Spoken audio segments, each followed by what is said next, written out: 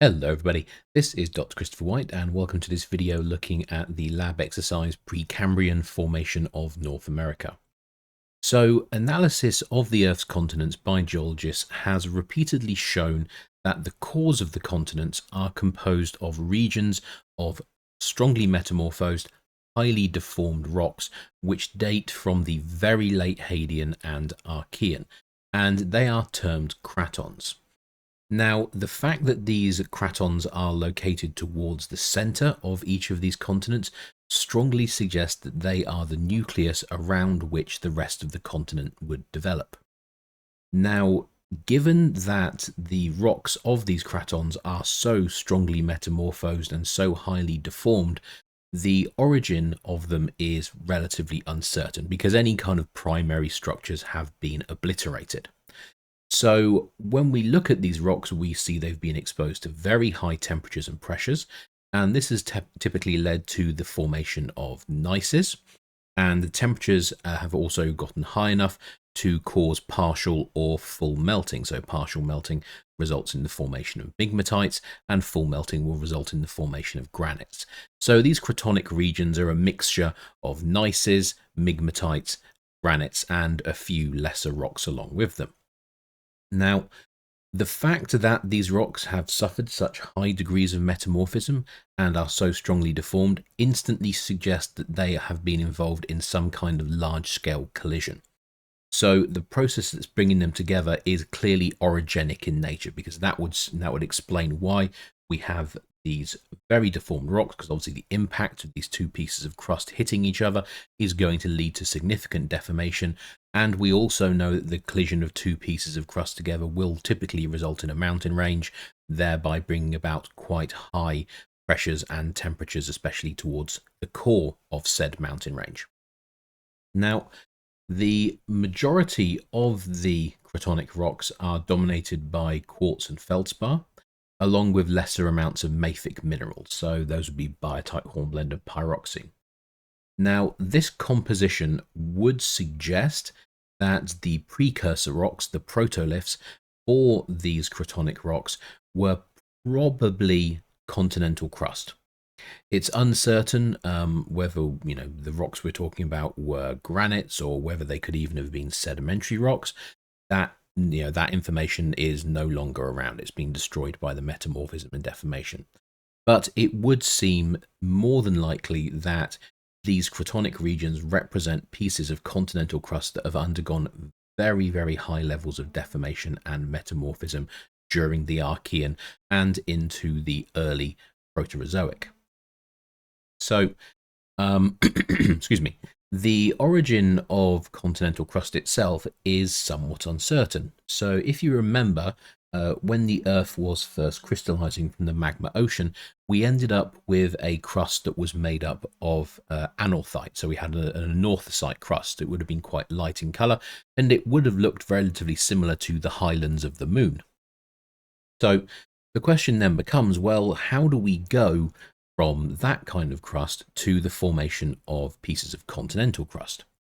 So there's a couple of ways that we can do it. So we can do it through fractional crystallization and we can do it through subduction. So we know that as the magma ocean was cooling, we first formed the Earth's core, then we started forming the Earth's mantle, and then we started forming this anorthite-rich crust.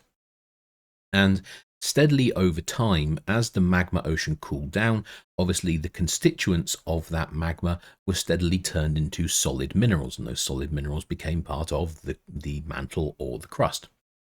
Now, what you have to remember is that during the process of forming new minerals, you are using up elements from the magma. Those are typically referred to as the compatible elements because they are compatible with the minerals which are crystallizing. That also therefore means that you have elements which are not entering the minerals crystallizing. These are incompatible elements.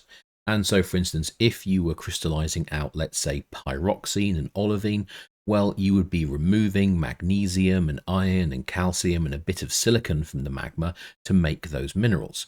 But you would not be using things like sodium, potassium, and aluminium. So Steadily over time, as the volume of magma decreases because it's being turned into solid minerals, you end up with a residual magma that steadily becomes richer and richer in these incompatible elements.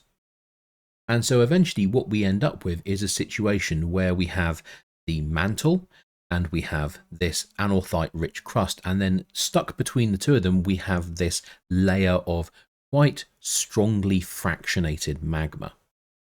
And this magma is going to have a composition which is going to be sitting somewhere around mafic, maybe even intermediate. And so what's going to happen is this magma is naturally going to want to rise. It's hot, it's buoyant, it's going to want to go up. And because this early crust is typically going to be quite unstable, there are going to be plenty of opportunities for some of this magma to rise up into the early crust. Now, some of it will make it all the way to the surface where it will be erupted as flood basalts. But a significant portion of it will not make it to the surface, and it will become trapped and it will form magma chambers. Now, on the right hand side over here, we have a schematic diagram of the kind of situation that we envisage occurring. So we have our crust here in grey, made of calcium plagioclase feldspar, or anorthite, and we have our solid mantle down here in the light green, and between the two we have this residual mafic magma. Now, as you can see, some of this magma will be able to make its way through the crust and it will be erupted onto the surface as flood basalts. However, there's also going to be this significant portion that gets stuck in the crust where it forms magma chambers. Now, these magma chambers are initially going to start off with a mafic composition approximately, and what's going to happen is steadily, as olivine and pyroxene forms, iron, magnesium and some silicon is going to be removed from the magma within the magma chamber. At the same time, we are also going to have calcium being removed in the form of calcium plagioclase feldspar. And so this means steadily over time, the volume of magma in your magma chamber keeps getting smaller and smaller and smaller. And as we've discussed, these incompatible elements will begin to concentrate in this residual magma. So this residual magma here will start to become richer in things like sodium, potassium, aluminium, silicon, even stuff like uranium and thorium and yttrium and zirconium. And there's a whole range of elements which are not going into minerals like olivine and pyroxene or calcium plagioclase feldspar. And so they end up fractionating, getting retained within this residual magma.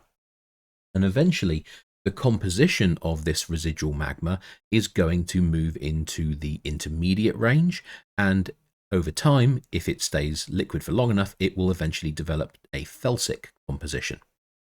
And so what this means is, within these magma chambers, you not only have a whole load of ultramafic rocks and a whole load of mafic rocks, you are also going to have blocks of intermediate and felsic plutonic igneous rocks. So you're going to have tonalites and granites. Now you're thinking to yourself, hold on a minute, one magma chamber isn't really going to be enough, and you are correct about that. However, typically weaknesses get repeatedly exploited by rising magma.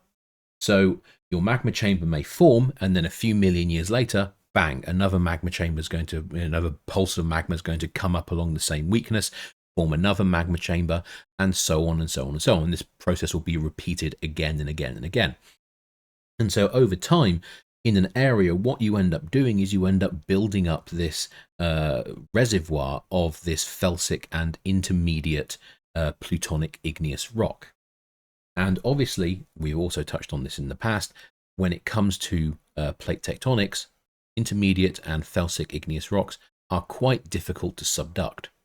So that means when plate tectonics really starts kicking in, the more mafic crust is going to start being destroyed, but these regions which are richer in felsic and intermediate rocks are going to be more buoyant and therefore more difficult to subduct and destroy. And so over time, they're going to start surviving the subduction process, and so they are going to start moving towards each other eventually, and they're going to start hitting each other, resulting in orogenies. Now, the other way that we can start forming continental crust during the Earth's early history is through plate tectonics. Now, we know plate tectonics must have been established by about 3.8 billion years ago. And we know this from the Ishiwa Greenstone Belt in Greenland. And this is an example of abduction. So that's when oceanic crust has been pushed onto the continental crust. Now, the fact that abduction has occurred means that there must be some force which is pushing the oceanic crust onto the continental crust. So therefore, we know plate tectonics must have been active at that time. And we also therefore know where we have abduction, there will also be subduction. So we know that by 3.8 billion years ago, subduction was occurring. Now, to be clear, it was not easy subduction. It's not like the subduction now. What you would have been dealing with is relatively young, warm mafic crust, so basalts and maybe some anorthosites. So they're hot, and they're not naturally going to want to sink. They don't have a load of sediment on top of them pushing them down like modern oceanic crust does, so that makes them more difficult to subduct. And on top of that, if you do manage to start making them subduct, you have a situation where the mantle they're trying to subduct into is also hotter and more buoyant, so it's more resistant to these pieces of crust pushing down into it. And so this means that early subduction around 3.8 billion years ago will have been tricky. It won't have been an easy process. However, it will have been taking place. And this means that as we start to subduct these pieces of what we would classify as oceanic crust, so mafic crust, they're eventually going to go down into the mantle and they will start to partially melt. And so this crust will partially melt, and it will follow the standard procedure. It will form a mafic magma. This mafic magma will then rise up and it will get stuck beneath the bottom of the crust. And some of that mafic magma will then enter the crust where it will crystallize, forming magma chambers like the one we described earlier. However, we also have a situation where the heat from that magma, which is trapped at the base of the crust, will begin to partially melt the crust in which it's in contact with.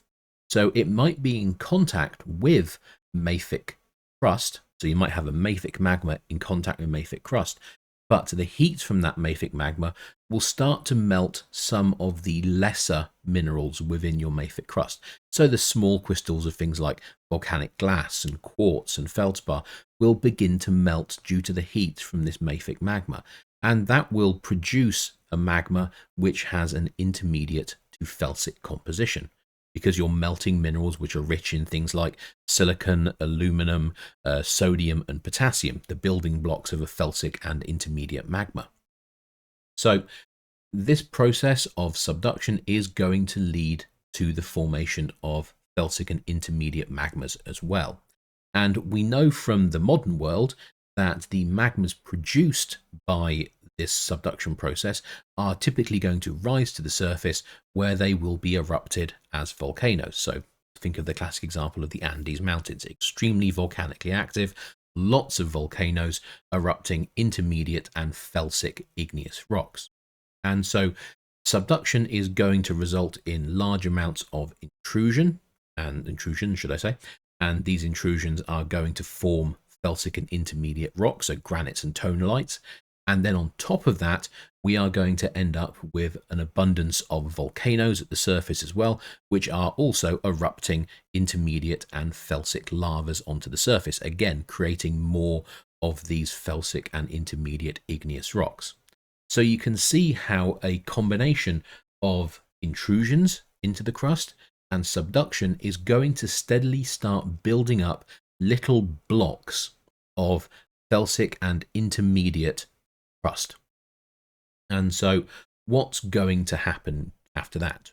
Now, we know that during the Archean, the Earth's interior was considerably hotter. And this would have led to pretty chaotic plate tectonics, but it would have also meant that the plate tectonic processes would have been occurring a lot faster, because of all that heat will be driving the systems that allow plate tectonics to take place at a much higher rate. And so this means that these pieces of intermediate and felsic rock, these domains, will be moving around on the surface of the Earth, and so they're going to eventually start banging into each other. And When they do start banging into each other, it's obviously going to start resulting in orogenies, these little microcontinental pieces of granite and tonalite start smashing into each other. They begin to form larger and larger pieces of crust. So they begin to change from just being, domains and terrains, and they eventually start to combine through collision, and eventually they form these microcontinent sized pieces of continental crust. And these microcontinents, are going to be then moving around the surface of the Earth, and they're going to keep banging into each other. And this is when we start seeing all this deformation and very high-grade metamorphism taking place. Because once you have big enough pieces of continental crust, when they hit each other with a lot of force. And this is obviously going to result in substantial orogenic events. So you're going to end up building mountain ranges, which are going to be volcanically active. And so that's going to lead to lots of metamorphism. It's going to lead to lots of deformation. There's going to be lots of volcanic activity, and there's also going to be some partial melting associated with the collision. So, okay, so I hope that gives a general overview of where these pieces of continental crust are coming from in the very, very late Hadean and during the Archean. I should point out, by the way, that the majority of the collisions that I'm talking about between these pieces of granite and tonalite-rich crust, they're going to be mostly taking place in the late Archean and early Proterozoic. So, okay, so we've ended up with a situation now where we have an abundance of these microcontinents, and some of them have hit each other to form even larger continental masses. And these are going to become our cratons, our cores for our early continents. So when we look at our cratons, we see that the cratons themselves form in the center, and we have younger material deposited around the margin. So the question is, well, why do we have this younger material deposited around the margin? Well, it's all to do with the process of accretion. So once you've formed your craton, your core of your continent, it's going to be moving around the Earth's surface due to plate tectonics. And as it's moving around the Earth's surface due to plate tectonics, it is obviously going to collide with other younger rocks. So maybe younger island arcs, for instance. It's going to be moving around, it's going to come across an island arc. The two of them are going to collide, and the island arc is going to then suture itself onto the side of the craton. And so over time, what you're going to end up doing is you're going to end up adding more and more younger material along the edges of your craton. Now, this is extremely efficient during the Archean, because during the Archean, it would seem that the margins of these continental masses were all active. And so this would mean that along the margins, or all around the margins of these continental masses, you had a subduction zone. And so the fact you have the subduction zone is obviously going to mean that pieces of newer crust are going to be moving towards you. And obviously that's going to result in the collision between these cratons and these maybe island arcs, for instance, and other maybe smaller microcontinents. It's also going to result in extensive mountain ranges and extensive volcanism. And this is important as well, because when you start having mountain ranges, well, obviously that's bringing magma to the surface, it's being erupted as lava, and that's forming new rocks, which are also being added along the edges of our continental mass. We also have a situation where, because we are forming a mountain range due to these numerous collisions, we have topographically high land. And you probably remember that the highest rates of erosion are suffered by elevated terrain. So these mountain ranges will also begin to be eroded, producing quite large quantities of sediments. And this sediment will then be transported by rivers, and it will be deposited along the coast of your continent. So you can begin to see how you will start to build up material along your continental margin due to a mixture of collisions, but also as the result of volcanism and, most importantly, erosion of mountain ranges. So the areas where new material is being accreted or stuck to the sides of our craton during the Archean and Proterozoic are termed provinces. And a province is separated based on the timing of the convergent tectonism that produced them. So the rocks that make up each province are the result of a particular tectonic event. So if we come down and we look at this diagram here, this diagram summarizes the main parts, the main cratons that make up the core of North America. So we have the Superior Province, we have the Hearn, we have the Slave Craton, we have Ray, we have the Sask, we have the Wyoming, we have the Medicine Hat. There's a lot of separate pieces of continental crust that have all come together to form the core of North America. And you can see in the case of these two large chunks up here, so this chunk in the west and northwest, and this chunk which is situated in the south and east, they've both been stuck together by this large orogenic event here, which is referred to as the Trans-Hudson orogeny. And so this is a very large mountain range that went and formed due to the collision of these pieces of continental crust here and these pieces of continental crust here.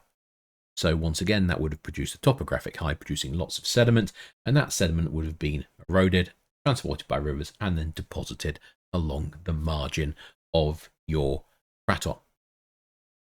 So you will notice that down here we also have a number of provinces. Okay, so each of these regions down here represent different provinces produced by different tectonic events.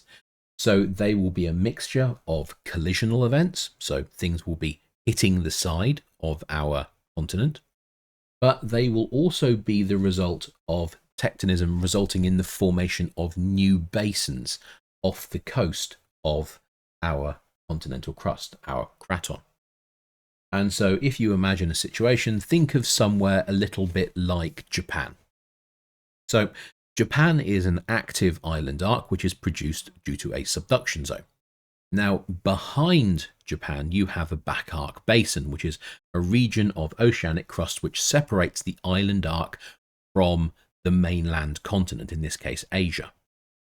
And so exactly the same thing will have been happening. You will have been having subduction along the edge of your continent, and this will have led to the formation of island arcs which sit off the coast.